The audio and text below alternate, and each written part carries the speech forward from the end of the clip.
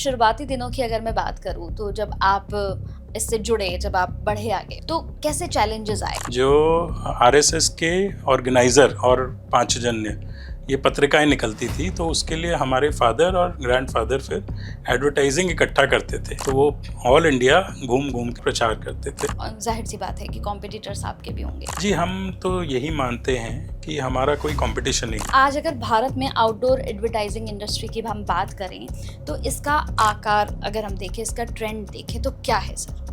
तो आपको इसका उत्तर मिलेगा कि एडवर्टाइजिंग आउटडोर की जो मार्केट है वो अराउंड आउटडोर मीडिया में सर ऐसी कौन सी गलतफहमियां हैं जो आउटडोर मीडिया को लेकर लगातार मार्केट में है? आउटडोर मीडिया सबको लगता है बड़ा महंगा है और आउटडोर मीडिया से ना रिटर्न नहीं है। कभी किसी ने ना ये सोचने की कोशिश नहीं की महंगा क्यों है। कैसे आप सभी, बहुत बहुत स्वागत है आप सभी का इस पॉडकास्ट में। मैं आप सभी के साथ हूं कंचन।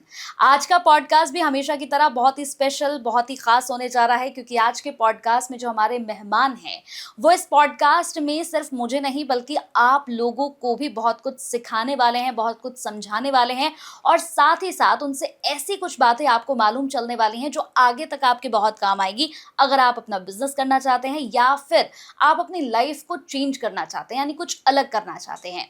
मेरे साथ मेरे खास मेहमान हैं जिन्होंने एडवर्टाइजिंग वर्ल्ड में तहलका मचाया हुआ है। जी हाँ, ये कोई ऐसा वैसा नाम नहीं है, ये एक ऐसा नाम है जिसे सुनकर आप भी कहेंगे कि वाकई में इन्होंने तहलका मचाया है। सिर्फ एडवर्टाइजिंग वर्ल्ड में नहीं बल्कि मीडिया इंडस्ट्री में भी इनका अलग ही दबदबा है। तो चलिए फिर उनका स्वागत करते हैं, उनसे आपकी मुलाकात कराते हैं। हमारे साथ यहाँ पर दिल्ली एनसीआर के टॉप एडवर्टाइजिंग एजेंसी के डायरेक्टर हैं। बहुत बहुत स्वागत है गुप्ता जी आपका। शुक्रिया शुक्रिया कंचन जी। कैसे हैं आलू गुप्ता बहुत जी? बढ़िया, आप कैसे हैं? मैं बहुत अच्छी हूँ। और जैसे ग्राफिक सेट्स के बारे में मैंने सुना कि भाई ये तो बहुत अच्छे से काम कर रहा है, और मतलब एडवर्टाइज अगर मैं देखूँ तो एडवर्टाइजिंग वर्ल्ड में तो बहुत तहलका मचाया आपकी कंपनी ने।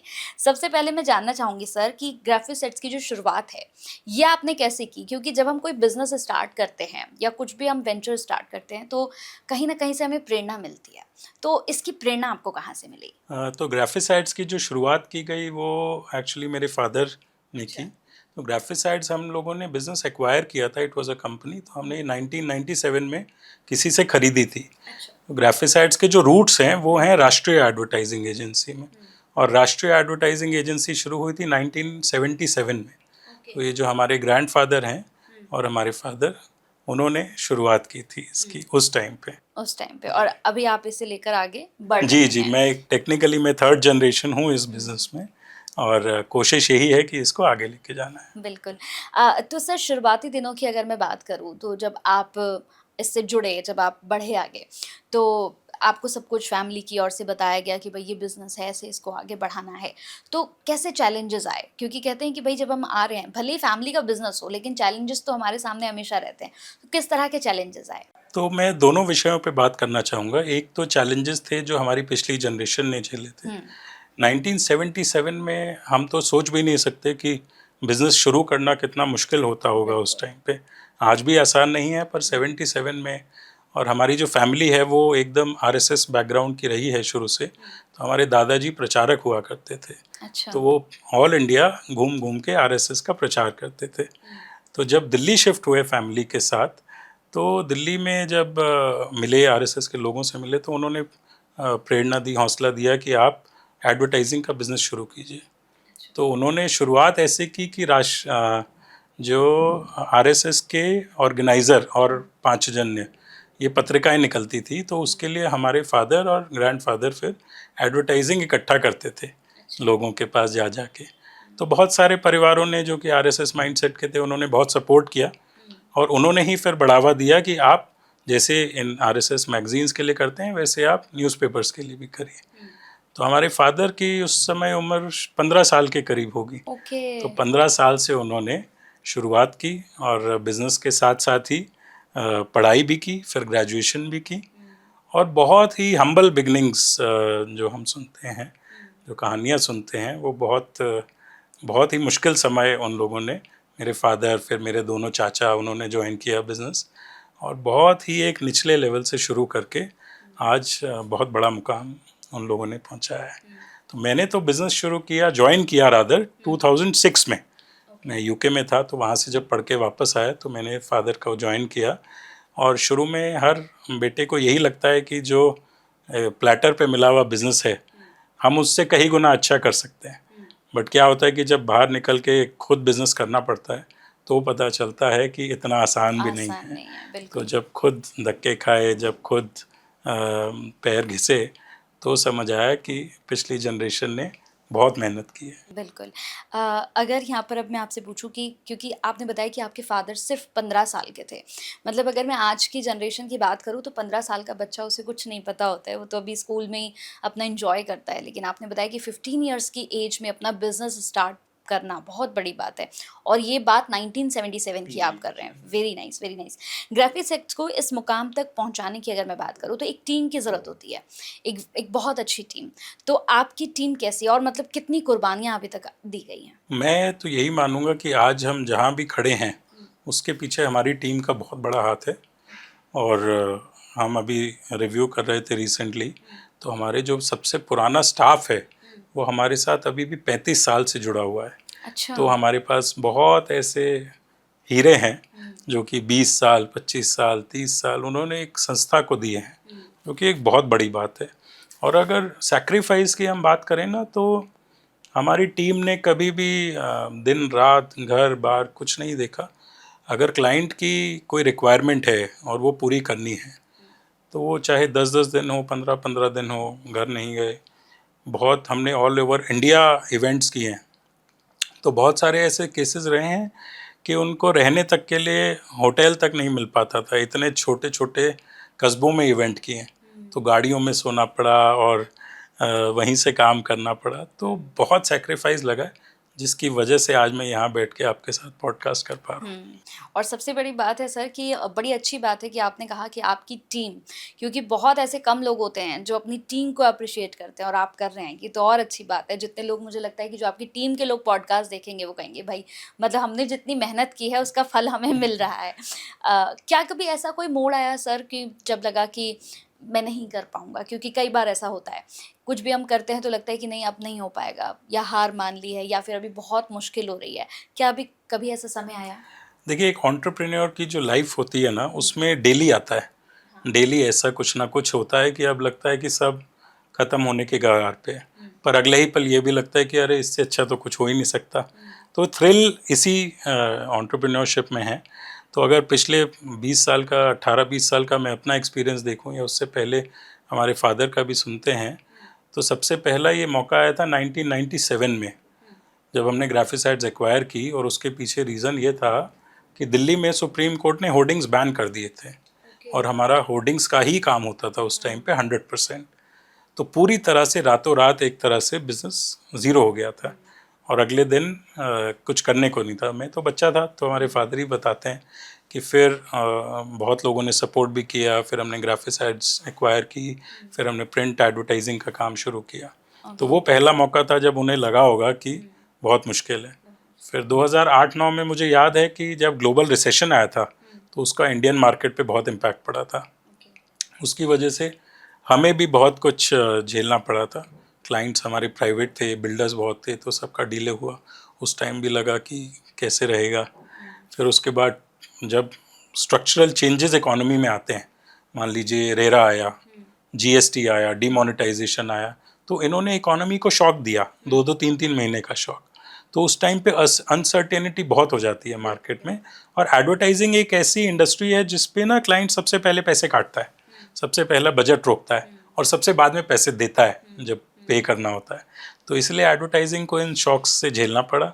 और फाइनली कोविड जब आया 2020 में, जब सब अपने घरों में बैठे अपनी जान बचाने की कोशिश कर रहे थे, तो हम और हमारी टीम यही सोच रहे थे कि अगला रेवेन्यू कहाँ से निकलेगा, क्योंकि हमारा काम ही मीडिया का है। मीडिया सारा बंद था। पर आज बहुत अच्छे तरीके से हम इन सारी चुनौतियों से, कठिनाइयों से निकले हैं, और आज भी खड़े हैं और बहुत अच्छा कर रहे हैं। तो इसके पीछे एक रेजिलियंस है टीम की। जब आपने शुरुआत की थी तब से लेकर अगर अभी तक की बात करूं, 2006 में आपने ज्वाइन किया अपने फादर का बिजनेस, तब से लेकर अब तक अगर बात करूं तो विज्ञापन इंडस्ट्री जो है, एडवर्टाइजिंग इंडस्ट्री जो है, उसमें बड़े बदलाव क्या है जो आपने खुद महसूस किए कि ये बहुत बड़े बदलाव है और ये एक चैलेंज भी है मेरे लिए? कैसे कैसे बदलाव थे? देखिए, एडवर्टाइजिंग इंडस्ट्री में बहुत चेंजेस आ रहे हैं और अभी भी चल रहा है और आने वाले समय में और बदलाव आएंगे। तो जब हमने शुरू किया था तो ट्रेडिशनल एडवर्टाइजिंग जो हम कहते हैं कि प्रिंट मीडिया हो गया, आउटडोर हो गया या फिर टेलीविज़न हो गया, वो बहुत ऊंचे स्तर पे थी। सबसे ज़्यादा बजट उन्हीं पे जाता था। धीरे धीरे हमने देखा कि जो इवेंट मैनेजमेंट का काम है वो बहुत बड़ा होने लग गया। क्लाइंट्स को मौका मिला लोगों से डायरेक्ट एंगेज करने का, तो इवेंट मैनेजमेंट बढ़ा। फिर अगले 2010 के बाद सोशल मीडिया ने कितना ज़्यादा प्रोलिफरेट कर लिया, चाहे वो फेसबुक हो, चाहे वो गूगल हो, चाहे वो पॉडकास्ट हों आज के टाइम में। तो सोशल मीडिया अपने आप में आज सबसे बड़ा एक इन्फ्लुएंसर बन गया है और सबसे बड़ा एडवर्टाइज जनरेटिंग रेवेन्यू बन गया है पूरी इंडस्ट्री के लिए। उसके बाद अब हम अगर देखें तो हमारे बिजनेस में एडवर्टाइजिंग में एआई का बहुत बड़ा रोल आ गया है, आर्टिफिशियल इंटेलिजेंस। जो काम पहले 2-2, 3-3, 4-4 दिन में लगता था होने में, आज वो 1-1, 2-2 घंटे में होने लग गए हैं। तो एआई बहुत डिसरप्ट कर रही है हमारे बिजनेस को। फिर एक और जो बहुत इम्पोर्टेंट चीज़ आ गई है पिछले 5 सालों में, स्पेशली कोविड के बाद, वो है ओटीटी। ओटीटी अगर आप देखेंगे, चाहे वो जियो हॉटस्टार हो, चाहे वो अमेज़ॉन हो, सोनी लिव हो, इन्होंने लोगों के कंटेंट कंज्यूम करने का तरीका बदल दिया। पहले हमारा जो मनोरंजन था वो टेलीविज़न था। अब वो टेलीविज़न बहुत कम लोग हैं जो देख रहे हैं।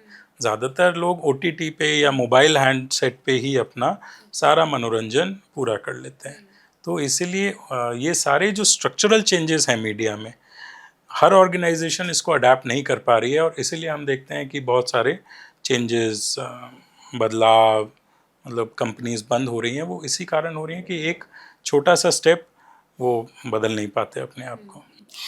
जैसे अगर देखें तो मार्केट में बहुत सारे कॉम्पिटिटर्स होते हैं और ज़ाहिर सी बात है कि कॉम्पिटिटर्स आपके भी होंगे। तो ऐसे में ग्राफिक्स को आप अलग कैसे देखते हैं? मतलब ये बिल्कुल अलग कैसे है, डिफरेंट कैसे है? जी, हम तो यही मानते हैं कि हमारा कोई कंपटीशन नहीं है। हम अपनी टीम को भी बोलते हैं कि हमारा कंपटीशन ना खुद से है। अगर हम कल से ज़्यादा अच्छे हैं, आज कल से इम्प्रूव्ड हैं, तो हम ठीक कर रहे हैं। हमारी फ़िलॉसफ़ी ऑलवेज़ है क्लाइंट फ़र्स्ट। हमारे लिए हमारा जो क्लाइंट है वो सर्वोपरि है। अगर हम उसके हिसाब से रोज़ सोच रहे हैं, उसके शूज़ में अपने आप को रख रहे हैं, तो हम सेफ़ हैं, कोई दिक्कत नहीं है। तो उसी हिसाब से हम ये जितनी भी फ़ील्ड्स हैं जहाँ हम डाइवर्सिफ़ाई कर रहे हैं, रिलेटेड डाइवर्सिफ़िकेशन, हमने print, outdoor, radio, television, event management, social media, मतलब एडवर्टाइजिंग की हर फील्ड में हम अब अभी हैं। तो इसीलिए हैं क्योंकि हमारे क्लाइंट की ज़रूरत थी और हम उस ज़रूरत के साथ आगे बढ़ते गए। तो कंपटीशन तो बेचारा हम कंसिडर ही नहीं करते हैं। बिल्कुल। आउटडोर मीडिया की अब बात कर लेती हूँ क्योंकि आउटडोर मीडिया जो है सर वो आपके पोर्टफोलियो का एक बहुत बड़ा हिस्सा है, जी। जो काफ़ी लंबे समय से आप हमेशा करते आए हैं और इसमें बहुत अच्छा आप लोगों ने किया है। भीड़-भाड़ वाले स्पेस में इसे हाई इम्पैक्ट आप कैसे लेकर आते हैं? तो देखिए, आउटडोर मीडिया की जो सबसे बड़ी खासियत है ना, जो बाकी मीडिया से अलग है और लोग ना इसको थोड़ा नज़रअंदाज कर देते हैं, वो ये है कि आउटडोर, जब भी आप घर से बाहर निकलेंगे, मैं आपकी बात करता हूँ, आपका जो अटेंशन स्पैन है वो हमेशा ज़्यादा रहेगा। घर पे आपका अटेंशन स्पैन नहीं होता, चाहे आप मोबाइल पे हैं, टीवी पे हैं, पेपर पढ़ रहे हैं। बट आउटडोर एनवायरनमेंट में जो ह्यूमन बीइंग होता है उसका अटेंशन हमेशा ज़्यादा होता है। तो इसलिए जब कोई डिस्प्ले देखता भी है, वो रिकॉल वैल्यू उसकी बहुत स्ट्रांग रहती है। तो हमारा तो कंपनी का जो इतिहास है पिछले आई थिंक 40 ईयर्स, 40 साल से हम आउटडोर बिजनेस में हैं। हमने दिल्ली के आउटडोर लैंडस्केप को इवॉल्व होते देखा है। पहले जो ओपन ऑक्शन होते थे, फिर उसके बाद पब्लिक प्राइवेट प्रोजेक्ट्स आए, फिर उसके बाद ई ऑक्शन आए, तो हमने इसको होते देखा है। और आज भी आउटडोर में हम टॉप की पोजीशन पे हैं, चाहे वो डिजिटल आउटडोर हो, चाहे वो ट्रेडिशनल आउटडोर हो। मार्केट एरियाज़ हों, हॉस्पिटल्स हों, होटल्स हों, दिल्ली में हमारे पास 1000 से भी ज़्यादा यूनिट्स हैं जिन पे हम रेगुलर एडवर्टाइज करते हैं। 500 के करीब डिजिटल यूनिट्स होंगे और 500 स्टैटिक ट्रेडिशनल यूनिट्स होंगे। Very nice, very nice. Sir अगर ग्राफिक सेट्स के मैं सरकारी क्लाइंट्स की बात करती हूँ अब, सरकारी क्लाइंट्स की लिस्ट जो है वो मैंने देखा है कि आपकी बड़ी मजबूत है। तो मेरा क्वेश्चन है कि इतनी मजबूत वो कैसी बनी और आप उनके भरोसेमंद पार्टनर, क्योंकि वो लोग आप पर बहुत ट्रस्ट करते हैं, जितने भी आपके सरकारी क्लाइंट्स हैं उनका ट्रस्ट आपके ऊपर है, कैसे? तो सरकार में अगर मैं बात करूं तो सबसे पुराना गवर्नमेंट क्लाइंट हमारा 30 साल पुराना सरकारी क्लाइंट होगा, और तब से हमने शुरुआत की। तो जब दिल्ली में सरकार होती थी मदन लाल खुराना जी की, उस टाइम हम दिल्ली सरकार से जुड़े, और फिर उसके बाद आज तक हम बहुत सारी state government, central governments, PSUs, इन सब के साथ रेगुलर काम करते आए हैं। देखिए, सरकार का काम एडवर्टाइजिंग के पर्सपेक्टिव से एक काम होता है क्राइसिस मैनेजमेंट। तो अगर हम क्राइसिस मैनेज कर दें सरकारी क्लाइंट के लिए, तो वो हमें कभी नहीं छोड़ेगा। तो हमारा एक ही पर्पस रहता है, क्योंकि सरकारी काम ज़्यादातर ना लास्ट मिनट पे होते हैं, और उनकी भी मजबूरियाँ होती हैं। सबको लगता है कि सरकार है, सब हो रहा है, पर सरकार चलाना इतना आसान नहीं होता, बहुत मुश्किल काम है। तो हमारा एक बेसिक शुरू से ही रहा है रूल कि हमें अपने क्लाइंट के साथ खड़े रहना, उसके पीछे खड़े रहना, कि उसकी जो भी रिक्वायरमेंट है वो हमें पूरी करनी है। तो इसी मकसद से हमारी पूरी टीम काम करती है, और जो भी टेंडर होता है वो बाकी सब चीज़ें हम देखते नहीं हैं। क्लाइंट की अगर डिलीवरी अच्छी है, क्लाइंट अगर खुश है, तो हमारा काम उसी से हो जाता है। तो इसीलिए जितने क्लाइंट्स हैं, एक बार जो हम क्लेम करते हैं, एक बार जो ग्राफिसाइड से काम करवा लेता है, बहुत ही रेयर होता है कि फिर वो कहीं और जाता है। आपकी मीडिया ओनरशिप की अब बात करते हैं। मीडिया ओनरशिप का स्केल क्या है? आपके क्लाइंट्स को आप किस तरह से बेनिफिट्स देते हैं, क्या फ़ायदे देते हैं? देखिए, हमारे साथ क्लाइंट्स जो जुड़े रहते हैं, उनका सबसे बड़ा बेनिफिट होता है कि जो हमारा खुद का आउटडोर है, उसकी बहुत इफेक्टिव प्राइसिंग उन लोगों को मिलती है। अच्छा। और हमने ये ऑब्ज़र्व किया है कि क्लाइंट्स ना ज़्यादा एजेंसी से कम्युनिकेट नहीं करना चाहते। कहते हैं यार, एक ही एजेंसी है, एक ही इंडिविजुअल है, उसी को ट्रेन होना चाहिए, उसी को मेरी इवेंट की भी नीड्स पता हूँ, वही मेरा आउटडोर भी देख ले, वही मेरा क्रिएटिव एस्पेक्ट भी देख ले, वही मेरा मीडिया भी देख ले। तो ये हमारी एक USP है कि हम वन स्टॉप शॉप एक्ट करते हैं अपने क्लाइंट्स के लिए, और जिसकी जो भी रिक्वायरमेंट्स होती हैं, हम उसको एक बहुत ही अनबायस्ड अप्रोच के साथ डील करते हैं। तो उसमें क्लाइंट, हम हमेशा क्लाइंट के भले की बात करते हैं। अगर उसके लिए क्लाइंट से लड़ना भी पड़े, तो भी हमारी टीम लड़ती है, क्योंकि बहुत बार ये होता है कि क्लाइंट का एक नज़रिया होता है, बट वो क्लाइंट एडवर्टाइजिंग के बारे में हमसे शायद कम जानता है। अब आप अगर डॉक्टर के पास जाएंगी और आप उसको कहेंगी कि क्रोसिन लिख के दे दो, तो फिर आपको डॉक्टर के पास जाने की ज़रूरत ही नहीं है, फिर तो आप खुद ही केमिस्ट से लेके काम कर सकती हैं। बट हमारा एक ये पॉइंट ऑफ व्यू रहता है कि अगर क्लाइंट हमारे पास आ रहा है, तो हमें तो उसको एकदम ही अनबायस्ड अप्रोच के साथ डील करना है। तो ये अगर कोई जैसे अब पहली बार आपके पास आता है, कोई ग्राफिक्स से अगर नया-नया जुड़ता है, पहली बार आपके पास आ रहा है और बहुत उम्मीदें लेकर आपके पास लोग आते हैं, तो आप सबसे पहले उसे क्या पिच करते हैं? क्या क्या बताते हैं? मतलब उसके लिए बेहतर क्या होगा? ये सबसे पहले तो हम ये बताते हैं कि उसकी ऑडियंस क्या है। सबसे पहले उसकी टारगेट ऑडियंस समझना ज़रूरी होता है। फिर क्या मीडिया की क्रेडिबिलिटी है, क्योंकि हर मीडिया की अपनी प्लस है और माइनस है, तो उस मीडिया की क्रेडिबिलिटी देखना बहुत ज़रूरी है। उस मीडिया की प्लेसमेंट क्या है। अगर आपका क्लाइंट वहाँ से आपका टारगेट ऑडियंस उस मीडिया को देख ही नहीं रहा, तो फिर वो मीडिया यूज़ करना बेकार है। तो उस मीडिया की प्लेसमेंट बहुत ज़रूरी है। और फाइनली बात आती है, ये अगर पहली तीनों चीज़ें ठीक हो जाती है, फिर बात आती है प्राइस पे। अक्सर जो लोग गलती करते हैं, वो प्राइस से शुरू करते हैं और बाकी सब चीज़ें इग्नोर कर देते हैं। प्राइस हमेशा लास्ट फैक्टर होता है। मीडिया ऑथेंटिसिटी ज़्यादा इंपॉर्टेंट है, मीडिया क्रेडिबिलिटी इंपॉर्टेंट है, प्लेसमेंट इंपॉर्टेंट है, और सही ऑडियंस इंपॉर्टेंट है। तो हम अपने क्लाइंट्स को यही कहते हैं। तो जब मेरा एक खुद से आपसे एक सवाल है, इतनी देर से बातें हो रही हैं, तो कभी कोई ऐसा क्लाइंट आया जिसको टैकल करना थोड़ा-सा मुश्किल हुआ आपके पास कि नहीं, ये बिल्कुल समझ ही नहीं रहा है मेरी बात? रोज़ आते हैं, रोज़ रोज़ आते ऐसे हैं। क्लाइंट्स आते हैं। क्योंकि क्या हुआ है कि गूगल के आने के बाद, चैट जीपीटी के आने के बाद, जैसा मैंने डॉक्टर का एग्जांपल दिया, हाँ, लोग ज़्यादा समझदार हो ज़्यादा गए। समझदार हो गए हैं। हाँ। वो ठीक भी है। देखिए, नॉलेज होना बहुत अच्छी बात है, बट उस नॉलेज का इस्तेमाल कैसे करना है वो ज़्यादा ज़रूरी है। तो आप चारों तरफ से पढ़ के नॉलेज तो ले सकते हैं, बट आपको एक हमेशा सही पार्टनर चाहिए होता है एडवर्टाइजिंग के लिए, मार्केटिंग के लिए, ताकि आप ब्रांड को एक लॉन्ग टर्म पर्सपेक्टिव से देख सकें। एडवर्टाइजिंग या ब्रांडिंग सिर्फ एक ऐड छाप के ख़त्म नहीं हो जाती।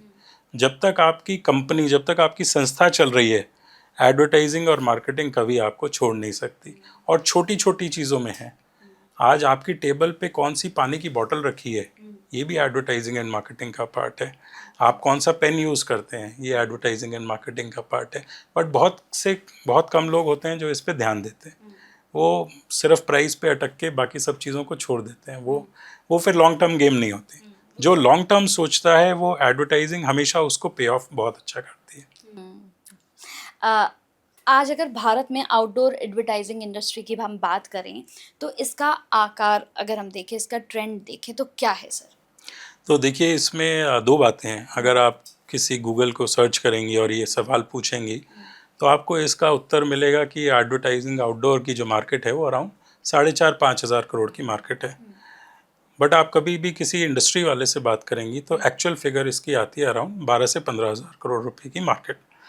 और इसमें तो अभी मैं रिटेल इंडस्ट्री को नहीं जोड़ रहा, जो कि रिटेल साइनेजेस हैं, जो कि आउटडोर का पार्ट है। अगर हम वो भी जोड़ देंगे तो 20,000 करोड़ की ये आउटडोर की ही मार्केट है। अब इसमें ये नंबर्स क्यों गलत हैं, ये एक जाहिर सा सवाल है। होता क्या है कि हमारा जो बिजनेस है ना जी, outdoor is not only a media business, outdoor is media plus real estate. सिर्फ मीडिया नहीं है। मीडिया जो होता है वो तो आप सेंट्रली गवर्न कर सकते हो। Outdoor is a local subject. हमारा जो डेली का काम है वो म्युनिसिपल कॉरपोरेशन से है और हिंदुस्तान में हज़ारों म्युनिसिपल कॉरपोरेशंस हैं। तो जब इतना सारा डेटा है और अनस्ट्रक्चर्ड मार्केट है तो ये मार्केट कभी भी कंसोलिडेट नहीं हो सकती।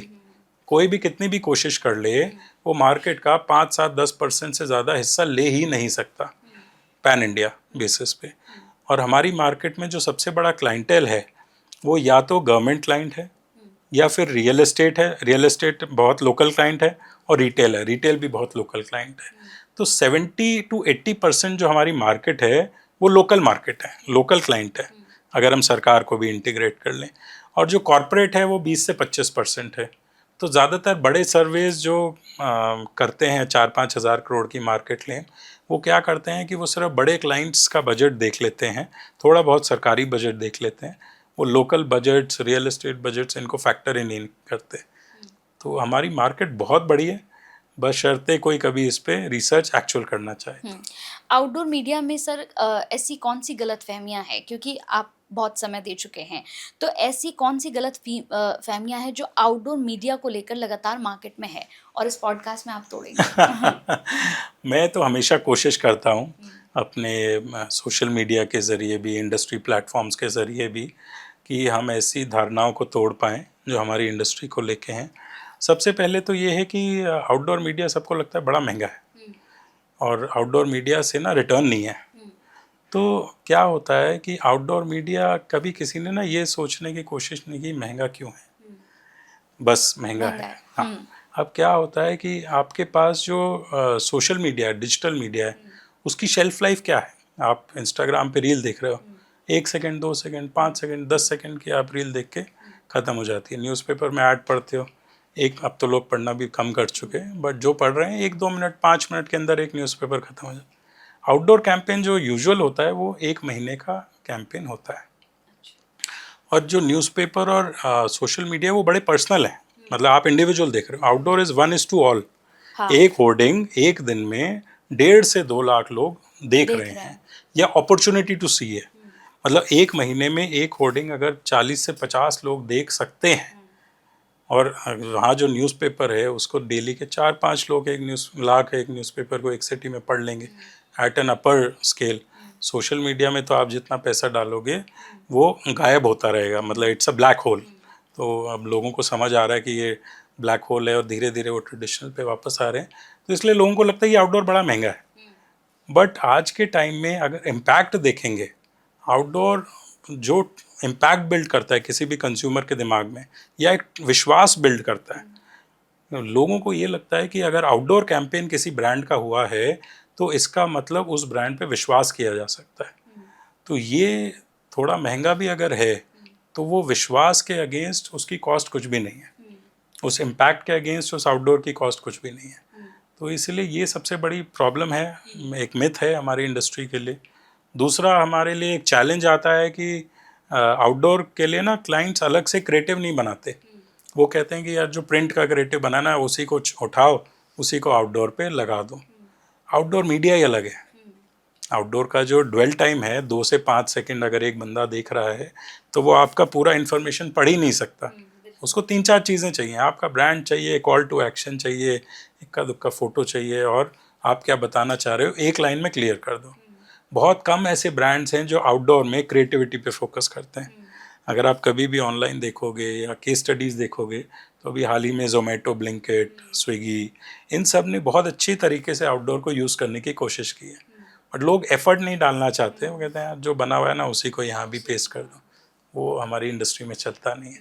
तो ये मिथ्स हैं, अगर हम इसको तोड़ के आगे बढ़ पाएँ तो हमारी इंडस्ट्री और अच्छा कर सकती है। सर, डिजिटल और सोशल मीडिया, इन दोनों की बात करते हैं।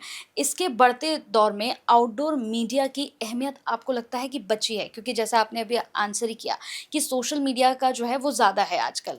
लोग एकदम पसंद करते हैं स्क्रॉल करना, एकदम उन्हीं चीज़ों पे आजकल लोगों का ज़्यादा फोकस है। तो क्या आउटडोर मीडिया की वैल्यू बची है आज की डेट में? आउटडोर मीडिया की वैल्यू सिर्फ बची नहीं है, outdoor media as a market grow कर रही है। अच्छा। हाँ जी। और पिछले, अगर मैं पोस्ट कोविड ही देखूं तो जितने भी न्यू टेंडर्स हो रहे हैं, नए लोग टेंडर्स ले रहे हैं, नए आउटडोर मीडिया ओनर्स आ रहे हैं, तो मार्केट में एनुअलाइज बेसिस पे 20 से 25% की ग्रोथ हो रही है। और देखिए क्या होता है, जब भी कोई अथॉरिटी के साथ बात करके मीडिया लेता है तो वो इसी उम्मीद पे लेता है कि नया क्लाइंट मार्केट में आएगा। तो हम ये भी देख रहे हैं कि चाहे जो वो लोकल रियल एस्टेट हो, वो लोकल रिटेल हो, मार्केट में नया क्लाइंट आ रहा है और वो ग्रोथ हो रही है। इवन सोशल मीडिया की अगर हम बात करें, डिजिटल मीडिया की, तो लीड जनरेशन के लिए बहुत अच्छा है, बहुत आसान है कि वहाँ पे लोगों को लगता है कि चलो 100, 200, 500 लीड्स का डेटा आ गया और उसको हम फिर यूज़ कर सकते हैं। अगर हम उसमें कन्वर्जन देखने जाएंगे ना over a period of time, तो वो आधा 1% की ही कन्वर्जन होती है। तो इसीलिए क्या होता है, सोशल मीडिया लगता बड़ा सस्ता है कि 10,000, 200 रुपये की, 200 रुपये की एक लीड आ गई, बट अगर कन्वर्जन से मल्टीप्लाई करते हैं तो 25 से 30,000 रुपये की एवरेज लीड पड़ती है, तो वो क्लोजर आता है। तो वो एक बहुत बड़ा चैलेंज है। और फिर आजकल ये इतने बॉट्स जो आ गए हैं सोशल मीडिया पे कि आपको सिर्फ लाइक ही तो दबाना है, आपको सिर्फ शेयर ही तो करना है, रीट्वीट ही तो करना है, तो वो ह्यूमंस नहीं कर रहे हैं। Over a period of time technology has taken over that, कि एक ही इंसान बैठ के 100 कंप्यूटर्स या 100 मोबाइल फ़ोन ऑपरेट कर रहा है बॉट से, और वो रीट्वीट रीशेयर किए जा रहा है। तो हम खुश हो जाते हैं कि हमारी पोस्ट इतनी शेयर हो रही है। तो आउटडोर में बहुत बहुत अच्छा पेनिट्रेशन है। हमारी बस एक ही रिक्वेस्ट रहती है कि क्लाइंट से, कि आउटडोर थोड़ा ना पर्सनलाइज होना चाहिए। आउटडोर को पर्सनल अटेंशन की ज़रूरत है। आउटडोर किसी के भरोसे नहीं छोड़ सकते। पहले क्या होता था, अगर हम बड़ी कंपनीज, कॉर्पोरेट्स की बात करें, तो आउटडोर में जो ब्रांड मैनेजर्स थे, जो वाइस प्रेसिडेंट मार्केटिंग लेवल के लोग थे या सीईओ थे, वो पर्सनली इन्वॉल्व रहते थे एक एक चीज़ में।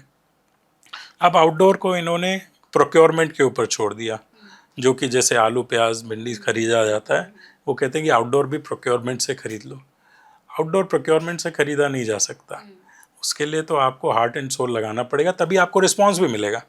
और अगर आपको रिस्पॉन्स नहीं चाहिए तो जैसा चल रहा है वैसा ठीक है, और ऐसे ही क्लाइंट्स जा भी रहे हैं। तो आपके अनुसार आउटडोर इंडस्ट्री के सामने सबसे बड़ी अपॉर्चुनिटी और सबसे बड़ी थ्रेट्स क्या हैं? अपॉर्चुनिटी तो हमारी इंडस्ट्री के लिए इमेंस है। It is a huge opportunity. देखिए क्या है, मोदी जी जब आए थे 2014 में, उन्होंने एक नारा दिया था, मिनिमम गवर्नमेंट मैक्सिमम गवर्नेंस। उनका ये मतलब था कि जो बहुत सारे ऐसे काम होते हैं सरकारों के जो प्राइवेट सेक्टर को करने चाहिए।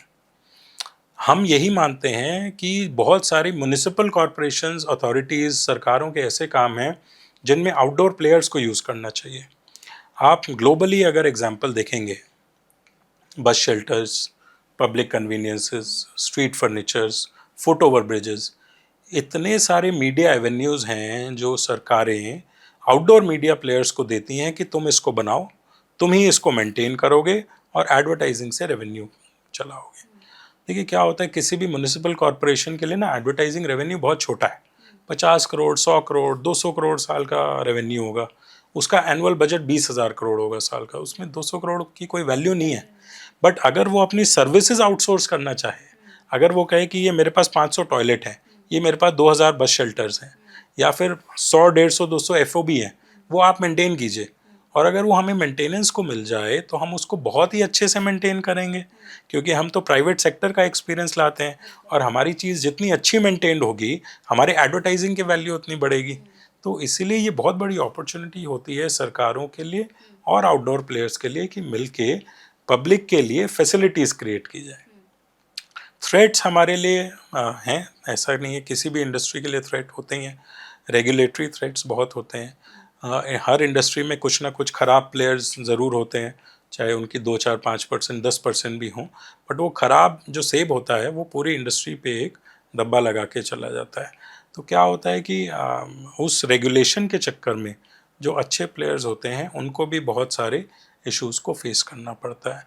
तो थ्रेट है, सोशल मीडिया भी कहने के लिए थ्रेट है, बट हमारे आउटडोर की अलग पहचान है, अहमियत है, सोशल की अलग है। तो ये को एग्जिस्ट हमेशा करते रहेंगे। बल्कि एक नई अपॉर्चुनिटी क्रिएट जो हो रही है कि आउटडोर प्लस सोशल मीडिया, जो हाइपर लोकल मार्केट है, जो बहुत ही लोकल क्लाइंट टारगेटिंग है, उसके लिए आउटडोर और सोशल मीडिया का कॉम्बिनेशन क्लाइंट्स को बहुत अच्छा रिस्पॉन्स दे रहा है। ओके। ग्राफिसेट्स की कंपनी कल्चर कैसी है सर? इसके बारे में थोड़ा-सा बताइए। आप एक विजेता टीम कैसे बनाते हैं? कैसे लोगों को चुनते हैं और कैसे आपने अभी तक लोगों को अपने साथ रखा है, इसके बारे में? हमारी शुरू से ही कोशिश रही है कि जो हमारा ऑफिस है वो हमारे लिए एक एक्सटेंडेड फैमिली है। देखिए, कोई भी एम्प्लॉय किसी भी संस्था के लिए काम करता है तो वो अपने पूरे दिन का प्रोडक्टिव टाइम जो है 8 से 10 घंटे एक संस्था को दे रहा है। हमारी कोशिश ये रहती है कि जितने भी लोग हमारे लिए काम करें वो उस ऑफिस को, उस एनवायरनमेंट को एक बड़े ही फैमिली कल्चर की तरह देखें और पॉलिटिक्स वगैरह बहुत ही कम हो। आज के टाइम में ऑफिस पॉलिटिक्स की वजह से बहुत लोगों को बहुत अच्छी अच्छी अपॉर्चुनिटीज़ छोड़नी पड़ती हैं, बट हमारे यहाँ हमने यही कोशिश की है कि किसी न किसी तरह लोग अपने बिजनेस में, अपने काम में एंगेज रहें और इन सब चीज़ों से दूर रहें। और इसीलिए लोग हमारे यहाँ ना एक लॉन्गेविटी है स्टाफ की। तो जैसा मैंने कहा 35-35 साल अगर लोग रुके हुए हैं तो आसान नहीं है ऐसे लोगों को सस्टेन करना। और आज के टाइम में अपॉर्चुनिटीज़ की भी कमी नहीं है। सोशल मीडिया के साथ साथ हर अच्छे एम्प्लॉय के लिए बहुत अपॉर्चुनिटीज़ हैं। हमारी कोशिश रहती है कि हम हमेशा उनको अपस्किल करें।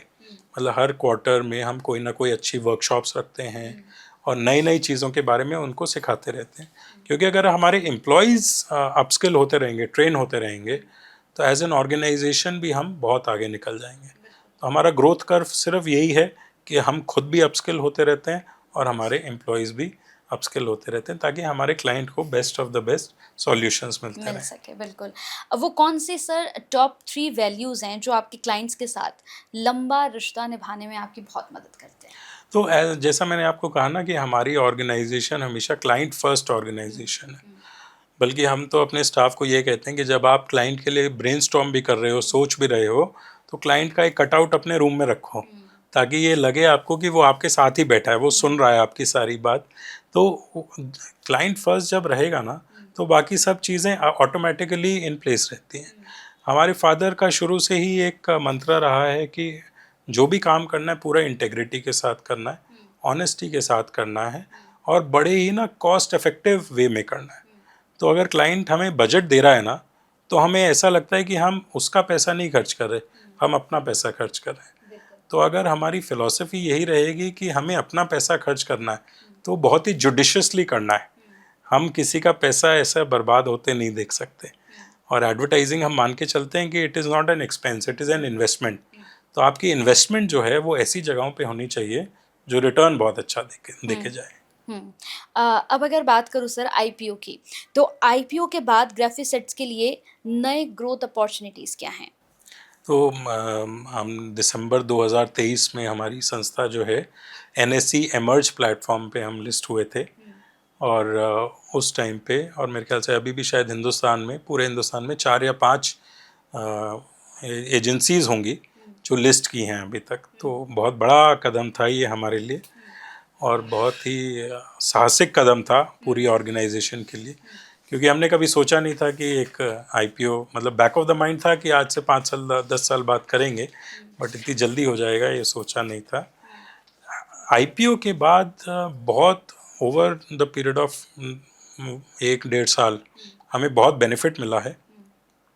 एक तो हमारी मार्केट रिकग्निशन बढ़ी है, क्योंकि एक लिस्टेड कंपनी को लोग हमेशा अलग नज़रों से देखते हैं। उसकी वैल्यू अलग होती है। एक वैल्यू अलग हो जाती है, एक क्रेडिबिलिटी बहुत जुड़ती है, क्योंकि हम अब सिर्फ़ और सिर्फ प्रमोटर्स को या बैंक्स को आंसरेबल नहीं हैं, एक जनरल पब्लिक एट लार्ज को हम आंसरेबल हैं। तो अब हम जो भी डिसीजन लेते हैं, हम अपने शेयर होल्डर्स के हिसाब से, अपने एम्प्लॉयज़ के हिसाब से एकदम सटीक डिसीजन लेते हैं कि लॉन्ग टर्म में ये ज़रूर पे ऑफ करना चाहिए।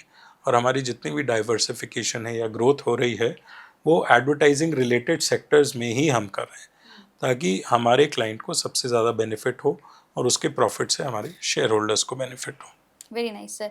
अगले 3 से 5 सालों की अगर बात करूँ, तो क्या फ्यूचर देखते हैं ग्राफिसेट्स का? मतलब कहाँ पर पहुँचने की योजना बनाई हुई है? तो देखिए, जो आईपीओ के बाद और उससे अगले साल में हमें जो ग्रोथ पैटर्न दिख रहा है, तो we are targeting around 30 to 35% annual growth हमारा करने का विचार है, जो कि मुश्किल नहीं है। मतलब आज के टाइम में अगर हम देखें तो एक बहुत ही अनसर्टेनिटीज़ भरा माहौल है चारों तरफ, चाहे वो रशिया यूक्रेन वॉर हो या अमेरिका के टैरिफ्स वॉर हो।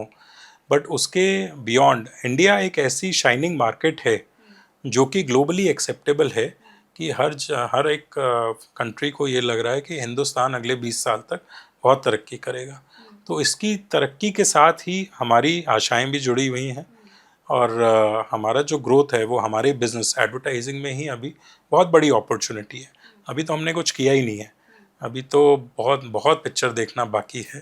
तो इसीलिए चाहे वो आउटडोर हो, चाहे वो इवेंट मैनेजमेंट हो, चाहे वो नए स्टेट्स हों जहाँ पे हम अपने ऑफिसेस खोलने का प्लान कर रहे हैं, तो बहुत ही अच्छी अपॉर्चुनिटीज़ हैं। बिल्कुल, एक बहुत इम्पोर्टेंट क्वेश्चन अब आपसे पूछने जा रही हूँ। आपने अपने पिता के साथ मिलकर, अपने फ़ादर के साथ मिलकर इस बिज़नेस को आपने और आगे बढ़ाया है। अ, इस रिश्ते में अगर मैं बात करूँ आपके प्रोफ़ेशनल जर्नी की, तो कैसे शेप किया सब कुछ? कैसे सब कुछ मैनेज हुआ?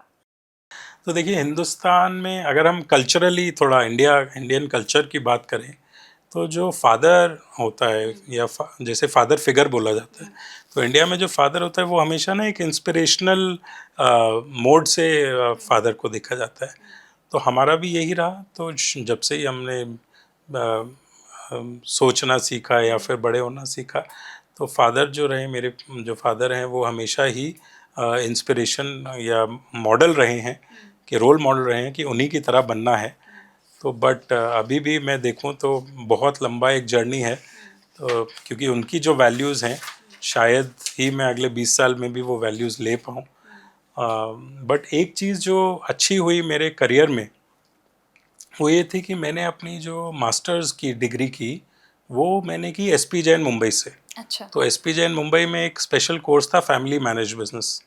तो वो ये कहते थे कि तुम लोगों को हमें बिज़नेस पढ़ाने की ज़रूरत नहीं है, वो तो तुम घर पे ही कर लोगे, बट तुम्हें हमें ये समझाने की ज़रूरत है कि फैमिली बिजनेस डायनामिक्स कैसे चलते हैं, कि जो तुम्हारे फादर ने पिछले 25 सालों में बिल्ड किया है ना, वो आसान नहीं है बिल्ड करना, और जूते घिस जाते हैं ऐसा धंधा बिल्ड करने में। तुम पहले दिन ही जाके ये सोचते हो कि ये तो कोई भी कर लेगा, मैं तो अगले 2 साल में इसको डबल कर दूंगी।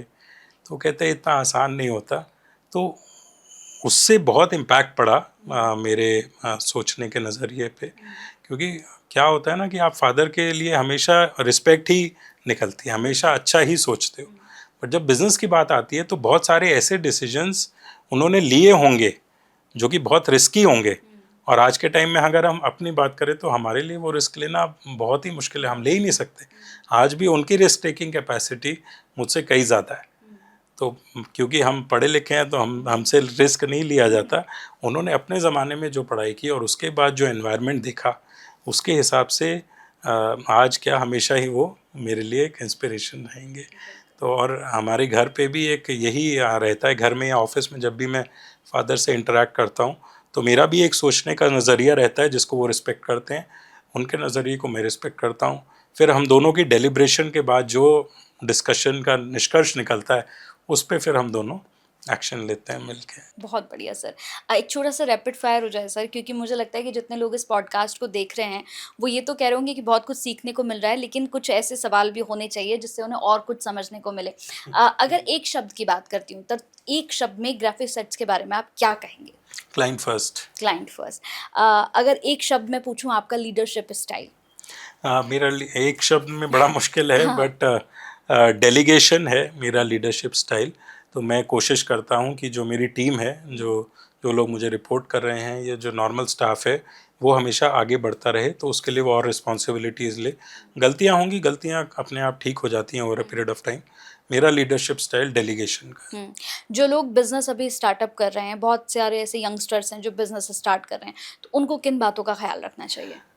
देखिए, आज के टाइम में जो बिज़नेस शुरू कर रहा है उसको बहुत ही अच्छी अपॉर्चुनिटी है, क्योंकि मेरे को याद है कि जब मैंने बिज़नेस में कदम रखा था तो मेरे फादर ने मेरे को एक चीज़ कही थी कि हिंदुस्तान में ना फेलियर को कभी भी अच्छे रूप से नहीं देखा जाता, तो एक फेलियर का ठप्पा नहीं लगने देना अपने ऊपर, कभी उन्होंने कहा था। और मैंने उस बात को बड़ा ध्यान भी दिया था। हालांकि मैंने बहुत सारी अपॉर्चुनिटीज़ की कोशिश की और मैं फेल भी हुआ, बट फेल होने के साथ इंसान सीखता भी है। आज का एक माहौल ऐसा है जो कि मोदी जी के आने के बाद स्टार्टअप इंडिया जब लॉन्च हुआ, और हम देखते हैं कि लोग ना एंटरप्रेन्योरशिप से डरते नहीं हैं, लोग फेल होने से नहीं डरते। जो एक कल्चरली चेंज आया है इस देश में और जो कि बहुत अच्छा है। तो मैं तो यंगस्टर्स को मेरा हमेशा यही कहना होता है, मेरे स्टाफ को भी यही कहना होता है कि कोशिश ज़रूर करो।